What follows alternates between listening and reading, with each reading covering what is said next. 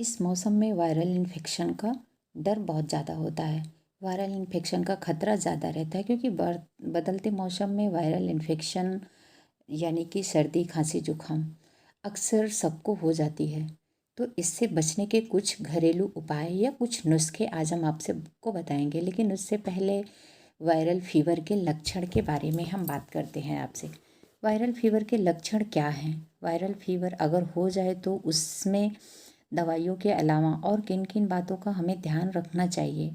Viral fever किसी न किसी वायरस के इन्फेक्शन के द्वारा होता है। तो अगर आप इस इन्फेक्शन की चपेट में आ गए हैं यानी आपको वायरल फीवर हो गया है, तो आपको दवाइयों के साथ साथ कुछ खास सावधानियों की ज़रूरत होती है। तो आप जल्दी से जल्द इस वायरल इन्फेक्शन से छुटकारा पा सकते हैं। इसीलिए आज हम आपके लिए एक ज़रूरी जानकारी लेकर आए हैं। सबसे पहले आप समझिए कि वायरल इन्फेक्शन के लक्षण सामान्य की तरह ही होते हैं, जैसे कि सिर में दर्द, बदन दर्द, साथ ही अचानक बुखार चढ़ना, गले में खराश और गले में खिचखिच होना। ये सब वायरल इन्फेक्शन के लक्षण होते हैं। जैसे कि नाक से पानी गिरना, ये सभी वायरल फीवर या वायरल इन्फेक्शन की निशानी है। और अगर आपको भी ऐसे लक्षण दिखाई देते हैं तो समझ जाइए कि आपको भी वायरल इन्फेक्शन ने घेर लिया है। ये एक ऐसा इन्फेक्शन होता है जो संक्रमित व्यक्ति से स्वस्थ व्यक्ति में बड़ी तेज़ी से फैलता है। तो हम बताते हैं कि आपको इससे बचने के लिए क्या क्या सावधानियां बरतने की ज़रूरत होती है। अगर ये संक्रमण आपको हो जाता है तो आपको किन किन बातों का ध्यान रखने की ज़्यादा ज़रूरत होती है। सबसे पहले तो आपको गर्म पदार्थों का सेवन करना चाहिए और तुलसी अदरक वाली चाय भी पीनी चाहिए। अगर आप तुलसी अदरक की चाय पी रहे हैं और उसमें आप थोड़ा से लौंग और काली मिर्च डाल लेंगे तो वो आपके लिए और भी फ़ायदेमंद होगा। आपको पानी पीना है वो हल्का गुनगुना पीना है या फिर आप पानी उबाल के रख लीजिए और वो उसे ठंडा करके पीजिए। वो आपके लिए बहुत ही फ़ायदेमंद होगा और जल्द ही आपको आराम मिलेगा। गर्म पानी में नमक डालकर गरारा करें।